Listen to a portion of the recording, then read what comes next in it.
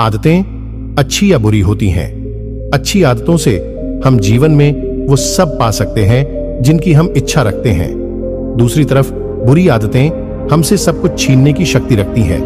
आदतें हजारों तरह की होती हैं, लेकिन अगर हम किसी भी आदत को जरूरत से ज्यादा दोहराते हैं तो वह बुरी आदत बन जाती है। जैसे खाना कोई बुरी आदत नहीं है, लेकिन ज्यादा खाना या खाते ही रहना एक बुरी आदत है। बोलना कोई बुरी आदत नहीं है, मगर ज्यादा या बेवजह बोलना एक काफी बुरी आदत है। आज हम बड़बोले विद्यार्थी की कहानी इस वीडियो से जानेंगे, इस आदत से होने वाले नुकसान और इससे छुटकारा पाने के तरीके। एक बार की बात है, एक गुरु का एक शिष्य बहुत अधिक बोलने की आदत से परेशान रहता था। जब भी वह किसी से मिलने के बाद अपने दोस्तों के सामने उस व्यक्ति के बारे में अपने विचार देना शुरू कर देता। चाहे कोई उससे पूछे या नहीं, वह अपने आसपास की लगभग हर चीज के बारे में, आश्रम में रहने वाले लगभग हर छात्र और शिक्षक के बारे में अपनी राय बताता। उसकी अपनी सकारात्मक या नकारात्मक राय थी, जिसे वह बिना सोचे समझे लोगों के सामने रख देता। जब भी आश्रम में रहने वाला कोई अन्य छात्र उसके पास कोई समस्या लेकर आता, तो वह उसकी पूरी बात सुने बिना उसे सलाह देना शुरू कर देता। वह अक्सर अपने दोस्तों से कहता रहता था कि तुम इस काम को ऐसे करो, वह काम ऐसे ही करना चाहिए। उसे अपने आसपास की चीजों के बारे में जो भी आधा अधूरा ज्ञान था, वह बीच बीच में गपशप के दौरान बात करके उस ज्ञान का ढोंग करता था। उसकी इन्हीं हरकतों के कारण आश्रम के किसी भी छात्र या शिक्षक कभी उसे गंभीरता से नहीं लेते। अक्सर उसके साथ पढ़ने वाले छात्र उससे दूर रहने की कोशिश करते थे, क्योंकि वह उन्हें हर बात पर सलाह देता था। कोई नहीं चाहता था कि वह उनका दोस्त बने। हर कोई उससे दूर रहना पसंद करता था, और अक्सर आश्रम में रहने वाले अन्य छात्र उसकी पीठ पीछे उसकी इन आदतों के लिए उसका मजाक उड़ाते थे। वह लड़का खुद भी जानता था कि उसके बहुत बोलने की आदत के कारण उसे कोई पसंद नहीं करता।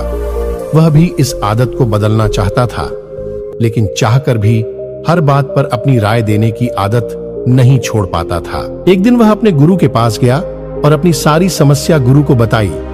गुरु ने कहा, बेटा, वही व्यक्ति जरूरत से अधिक बोलता है जो सोचता है कि वह सब कुछ जानता है। ऐसा व्यक्ति जो मानता है कि वह बहुत कम जानता है और अभी भी बहुत कुछ सीखना है, वह कभी भी अधिक नहीं बोलता है और न ही अपनी राय देता है। तो पहले अपने अंदर से यह अभिमान दूर करो कि तुम सब कुछ जानते हो। शिष्य ने गुरु के सामने सिर झुकाया। गुरु ने कहा, बेटा, मैं एक दिन में आपकी बहुत ज्यादा बात करने की आदत एकदम से खत्म नहीं होगी। आपको धीरे धीरे अपने अंदर से ये आदत खत्म करनी होगी। लेकिन मैं तुमको ये जरूर बता सकता हूं कि तुम्हें किन मौकों पर चुप रहना चाहिए, ताकि तुम खुद को दुखी होने और किसी बड़ी परेशानी में पड़ने से बच सको। शिष्य ने गुरु की बात से सहमत होते हुए हां में सिर हिलाया। गुरु ने कहा, बेटा, इन 5 अवसरों पर प्रत्येक व्यक्ति को अपना मुंह बंद रखना चाहिए। 1. जब आपको लगे कि आपकी बातों से कोई आपकी भावनाओं को नहीं समझ सकता, तो उस समय आपको चुप रहना चाहिए। अक्सर हम अपने दुख दर्द लोगों को बताना शुरू कर देते हैं, जबकि हमारे आसपास रहने वाले ज्यादातर लोगों को इस बात से कोई फर्क नहीं पड़ता कि हमारे जीवन में क्या चल रहा है। हर व्यक्ति को केवल अपनी परवाह है। वह केवल अपने बारे में बात करना चाहता है। वह केवल अपने बारे में सुनना चाहता है। उसे हमारे जीवन की परेशानियों की परवाह नहीं होती और वह हमारे बारे में सुनना नहीं चाहता है।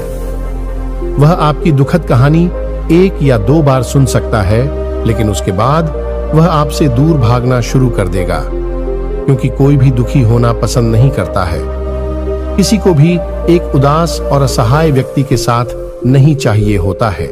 इसलिए अपने कुछ करीबी दोस्तों और परिवार के अलावा किसी को भी अपनी परेशानी कभी न बताएं, क्योंकि अक्सर वे आपकी बातों को समझने के बजाय उनका मजाक उड़ाते हैं। 2. जब आपको नहीं पता कि किसी विशेष अवसर पर क्या कहना है, या आपको किसी विशेष घटना के बारे में केवल आधा अधूरा ज्ञान है, तो ऐसे अवसर पर भी आपको चुप रहना चाहिए। ऐसा व्यक्ति जो आधा अधूरा ज्ञान होने के बाद भी उस विषय पर बात करता है, वह अक्सर उपहास का पात्र बन जाता है।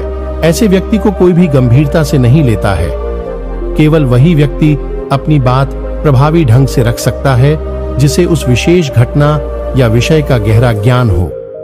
इसलिए यहां वहां से प्राप्त आधी अधूरी और अनपरखी जानकारी के आधार पर कभी भी लोगों को समझाने की कोशिश नहीं करनी चाहिए। 3, गुरु ने कहा, जब कोई व्यक्ति आपके सामने किसी तीसरे व्यक्ति की बुराई कर रहा हो तो ऐसी स्थिति में आपको चुप रहना चाहिए। आपको कभी भी ऐसी नकारात्मक बातचीत का हिस्सा नहीं बनना चाहिए, क्योंकि आज वह व्यक्ति जो कर रहा है, आपके सामने किसी तीसरे व्यक्ति की बुराई कल किसी और के सामने आपकी भी बुराई करेगा। और इस बात की अधिक संभावना है कि आज आपने जिस तीसरे व्यक्ति की बुराई की है उसे भी इस बात का पता चल जाते तो आप पर ही मुसीबत आ सकती है। इसलिए जब भी कोई किसी दूसरे व्यक्ति की बुराई करे या उसके गलत समय का मजाक उड़ाए तो आपको बस उसकी बात सुननी है, अपनी कोई राय नहीं देनी है। अगर आप ऐसा करें तो भविष्य में आपके लिए समस्याएं खड़ी हो सकती हैं। 4, गुरु ने कहा, जब कोई आप पर क्रोध और घृणा से चिल्लाता है, आपका अपमान करने की कोशिश करता है, तो ऐसी स्थिति में आप दूसरे व्यक्ति की क्रोध और घृणा को चुप रहकर कम कर सकते हैं। चुप रहकर भी आप स्थिति को बिगड़ने से रोक सकते हैं। जब आप ऐसा नहीं करते हैं और दूसरे व्यक्ति के क्रोध का उत्तर क्रोध से दे देते हैं तो परिणाम काफी भयंकर होता है। यदि आप उस समय चुप रहते हैं तो यह बात उस क्रोधी व्यक्ति के दिल में महसूस होती है। जब क्रोध शांत हो जाता है तो वह अपनी गलती पर पछताता है और इस बात की भी संभावना बढ़ जाती है कि को आगे आकर आपसे माफी मांगे अपनी गलती के लिए। और अगर वह माफी नहीं मांगता है तो वह अंदर से दोषी महसूस करने लगता है और फिर अगली बार आप पर गुस्सा करने या नफरत करने से पहले कई बार सोचता है। लेकिन आपको हर हाल में या हर समय चुप भी नहीं रहना चाहिए। अगर कोई गलत कर रहा है तो उसका जवाब आपको देना चाहिए, क्योंकि कुछ लोग ऐसे भी होते हैं जो हमारी खामोशी को हमारी कमजोरी समझते हैं। गुस्से में चुप रहने का यह तरीका केवल परिवार, करीबी रिश्तेदारों और कुछ करीबी दोस्तों के लिए ही सही है, हर इंसान के लिए नहीं। अगर आप हर जगह खामोश रहना लगें तो इसका गलत इस्तेमाल भी हो सकता है। 5, गुरु ने आगे कहा, जब कोई व्यक्ति अपने जीवन की कोई दुखद घटना या अपने जीवन की परेशानी साझा कर रहा हो, ऐसे में आपको चुप रहना होगा और सिर्फ उसकी बातों को सुनना होगा। ज्यादातर लोग ऐसे हैं कि उनके सामने किसी ने उनकी समस्या सुनाई नहीं कि उन्होंने समाधान देना शुरू कर दिया। हालांकि जब कोई व्यक्ति अपनी समस्या हमारे साथ साझा कर रहा है तो वह हमसे किसी सुझाव की उम्मीद नहीं करता है, वह चाहता है कि हम उसकी बात ध्यान से सुनें। क्योंकि जब हम उनकी बात सुनते हैं उस व्यक्ति को आंतरिक शांति मिलती है, उसे लगता है कि कोई मेरी बातों को समझता है। अधिकांश समय जब लोग अपनी समस्याओं को हमसे साझा करते हैं तो वे हमें केवल अपनी बात बताना चाहते हैं। वे हमें से किसी भी प्रकार की सलाह नहीं चाहते, क्योंकि वे पहले से ही सभी तरह की सलाह जानते हैं जो हम उन्हें देने जा रहे हैं। मुसीबत के समय किसी व्यक्ति को सांत्वना देने का सबसे अच्छा तरीका उस व्यक्ति की बात को ध्यान से सुनना है।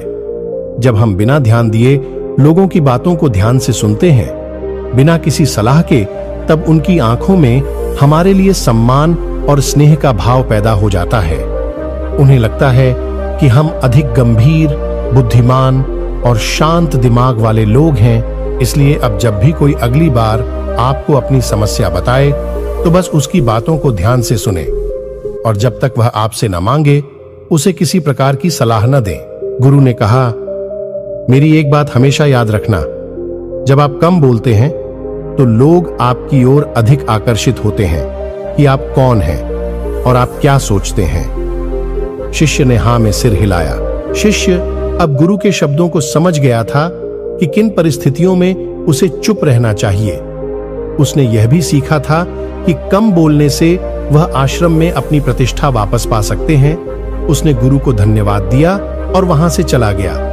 तो दोस्तों, वीडियो अच्छा लगा हो तो वीडियो को लाइक कर देना और चैनल को सब्सक्राइब कर देना। धन्यवाद।